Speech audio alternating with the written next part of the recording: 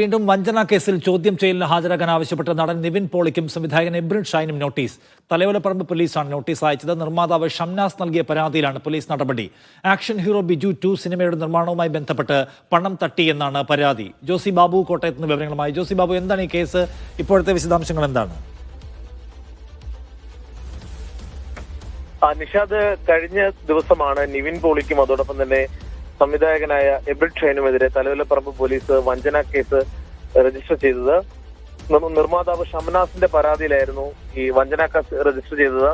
മഹാവീർ എന്ന നേരത്തെയുള്ള സിനിമയുടെ നിർമ്മാണവുമായി ബന്ധപ്പെട്ടുകൊണ്ട് വലിയ നഷ്ടമുണ്ടായിരുന്നു ഷംനാസിനെ. തുടർന്ന് ഇരു കൂട്ടരും തമ്മിൽ ഒരു കരാറുണ്ടായിരുന്നു. പുതിയ സിനിമയിൽ ആക്ഷൻ ഹീറോ ബിജുവിന്റെ നിർമ്മാണ കരാറുമായി ബന്ധപ്പെട്ടുകൊണ്ട്, അല്ലെങ്കിൽ അതിലെ ലാഭവിഹിതവുമായി ബന്ധപ്പെട്ടുകൊണ്ട് പണം നൽകാമെന്നുള്ള കരാറുണ്ടായിരുന്നു. അതുമായി ബന്ധപ്പെട്ടുകൊണ്ട് കൂടുതൽ പണവും ഈ ഷംനാസിന്റെ നിന്ന് വാങ്ങി. ഏകദേശം